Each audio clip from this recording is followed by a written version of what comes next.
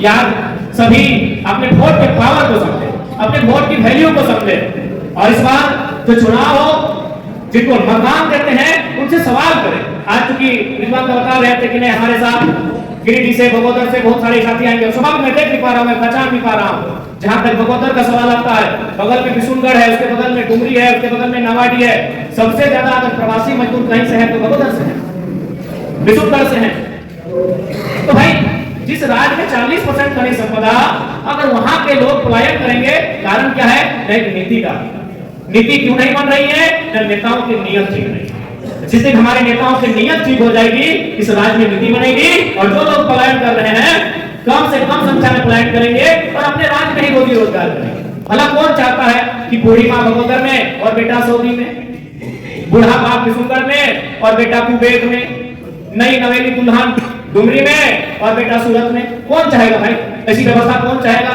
आखिर इस रोटी की तलाश में ना उसने घर का त्याग किया है, इस रोटी की तलाश में ना उसने बूढ़े माँ बाप का त्याग किया है। तो क्या हमारे राज्य सरकार ने ये कुपत नहीं है कि एक पॉलिसी बनाए? हमारे पास अनुमान हजारों हजार कंपनियां हैं, हजारों हजार फैक्ट्रियां हैं। अरे उतना तो छोड़िए, अगर आज के डेट से अगर हमारे लीडर अगर ये प्रण ले लें कि हम लोग फैक्ट्रियों में चंदा नहीं लेंगे, तो मैं पूरे विश्वास के साथ कहता हूं एक एक फैक्ट्री में 100 रोजगार आज के डेट से निर्माण हो जाए।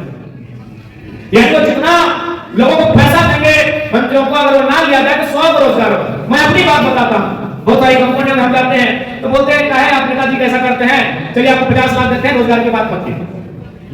जो लोग आप बोलते हैं कि ज्वाइनिंग करवा दें उनकी बात मत कीजिए। तो बारीकी से 2 सालों में ये चीज समझ में आया कि अगर इनकी नियत ठीक हो जाएगी और ये अपना चंदा केवल फैक्ट्री और कंपनियों से ना लें, तो मेरा मानना है कि वो फैक्ट्री फिर से एवरेज 100 रोजगार देगी। तो हमको लगता है बड़ी बड़ी कंपनियां 25 से 30 हजार होगी, कुल तो 50 से पार होगी। तो आप गुना भाग करके देख लीजिए कि वन टाइम सिर्फ आज अगर 81 के 81 विधायक और हमारे 20 सांसद अगर ये प्रण ले कि हमें किसी फैक्ट्री में चंदा नहीं लेना है, चाहे वो रोंटा की फैक्ट्री हो, टाटा की हो, टिस्को की हो, हिंडाल्को की हो, एचईसी की हो, या वेदांता की हो, या बीसीसीएल हो, सीसीएल हो, या ईसीएल हो, या एनटीपीसी हो, उसी दिन से इस राज्य में एक्स्ट्रा 200 रोजगार एक कंपनी देगी। यानी नियति इनकी ठीक नहीं है, इनकी नियत ठीक नहीं है। तो इसलिए आज हमें इस गंभीर विषय को सोचना होगा, नहीं तो आने वाली पीढ़ी शायद हमारी बोल भी नहीं पाएगी। आज तो हम लोग बोल लेते हैं, टाटा के खिलाफ बोल देते हैं, वेदांता के खिलाफ बोल देते हैं, आज तो हम लोग ब्रज आईएएस आईपीएस को कटघरे में लाके खड़ा कर देते हैं। सरकार को तो नींद खराब करके रखे हैं, लेकिन आने वाली पीढ़ी बोल भी नहीं पाएगी।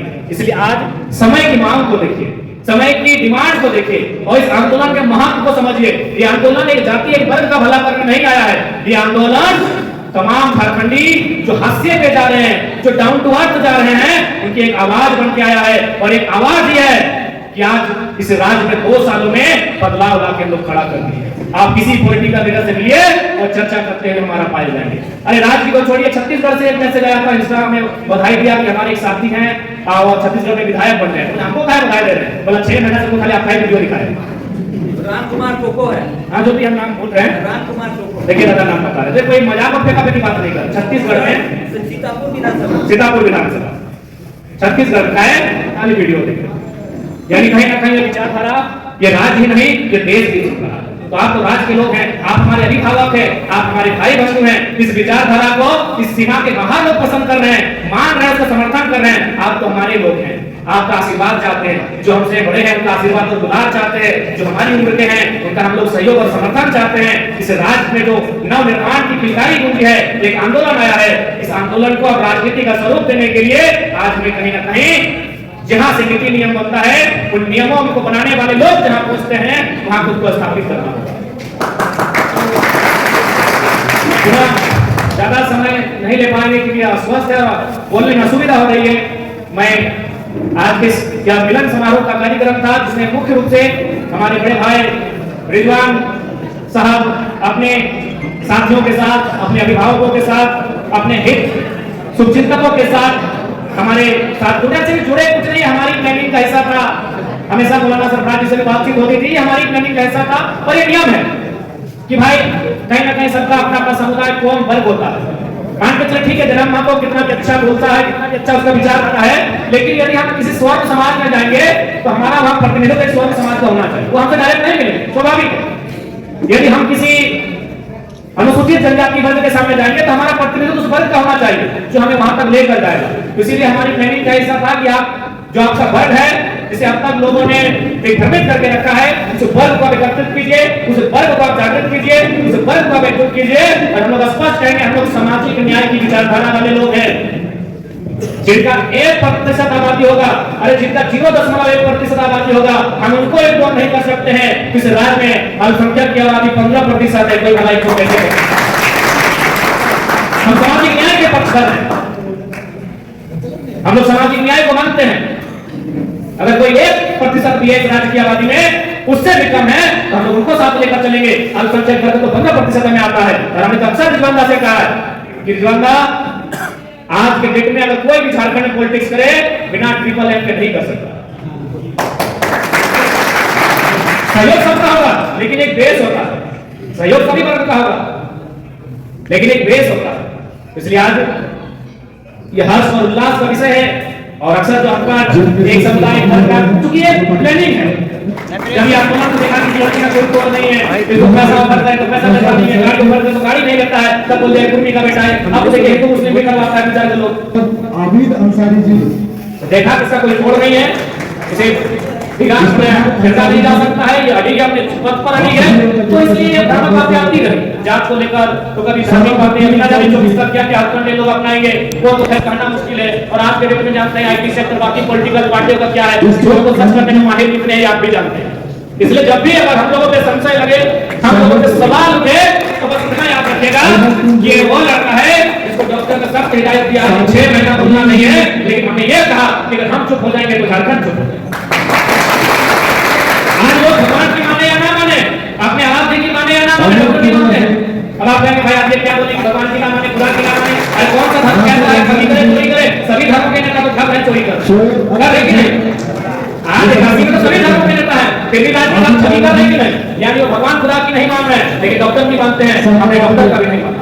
अंसारी जी इसलिए जब भी आपको अगर कोई भ्रामक बातें आपके सामने आए, बस हम एकांत में जाके आप मतलब याद करना इस चेहरे को कि हमने इन 2 सालों में इस राज्य को स्थापित करने के लिए, इस राज्य के लोगों के अधिकार को चर्चा का विषय बनाने के लिए हमने क्या किया। इसलिए दादा ना करते हुए एक मंत्री के साथ अपनी बातों को समापन करेंगे। और पुनः मैं धन्यवाद दूंगा हमारे रिजुदा प्यार से करते हैं और जो भाई प्यार से चाहते हैं नाम जो प्यार करता है, बहुत प्यारे इंसान है, हमेशा आदर और प्रेम भाव रहा है। तो आज इनके नेतृत्व में जितने भी लोग हमारे साथ जुड़े उनका आभार करेंगे, धन्यवाद करेंगे। मोहम्मद कौशल जी कि मंदिर में दाना चुनकर चिड़िया मस्जिद में पानी पीती थी, कि मंदिर में दाना चुनकर चिड़िया मस्जिद में पानी पीती थी। सुना था कि राधा की चुनरी कोई सलमा बेगम थी।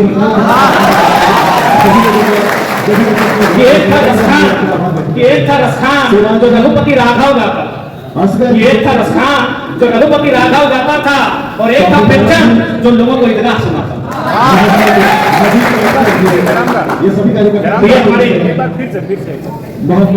सुना था कि मंदिर से दाना चुनकर चिड़िया मस्जिद में पानी, कि मंदिर से दाना चुनकर चिड़िया मस्जिद में पानी पीती थी। सुना था कि राधा की चुनरी कोई सलमा बेगम से।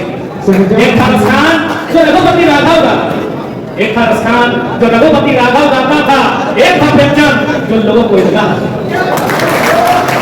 तो ये हमारी माटी की खूबसूरती है, लेकिन कुछ लोग नहीं चाहते हैं कि यहाँ हक की बात हो, कुछ लोग नहीं चाहते हैं कि शोषित वंचितों के अधिकार की बात हो। इसलिए कभी जात के नाम पर, कभी धर्म के नाम पर, कभी आस्था के नाम पर एक दूसरे को लड़ाने का काम करते हैं। लेकिन एक बात याद रखिए, नफरत फैलाने वालों से ज्यादा मोहब्बत बांटने वालों की संख्या है। इसीलिए इतनी तबाही के बाद भी आज हम एक साथ बैठकर जीने को तैयार हैं।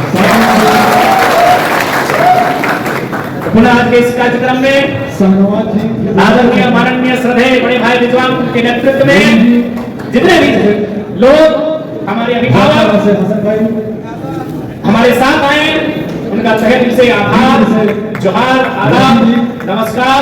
और उम्मीद करते हैं झारखंड के लोग इस उम्मीद के साथ हमें देख रहे हैं, उस उम्मीद के लिए हम लोग अपने प्राणों की आहुति कर हमने आखिरी जो खोट का खतरा होगा, हमारी जो सांस होगी निछावर करेंगे, लेकिन इस राज्य की माटी से, इस राज्य के अधिकार से, इस राज्य के लोगों के विश्वास से किसी प्रकार का समझौता नहीं होगा। ये हम लोग आपको विश्वास दिलाते हैं। आज की जितनी समय निकाल कराने के लिए सभी मीडिया बंधुओं का धन्यवाद, आपका बहुत बहुत धन्यवाद। क्योंकि लोकतंत्र का चौथा स्तंभ उसकी भूमिका बन जाती है। उसकी भूमिका इसलिए बन जाती है कि जब विधायिका में बैठे लोग एक एक के घर से हजारों करोड़ का राशि मिलता है, जब कार्यपालिका के लोग कोयला के काले धंधे में व्यस्त हो जाते हैं, और जब न्यायपालिका में भी न्याय की उम्मीद छूट जाती है, कार्यपालिका का रोल बहुत बड़ा हो जाता है, उनका जिम्मा ही बड़ी हो जाती है। ऐसे में जितने मीडिया हाउस के लोग आए हैं उनका धन्यवाद।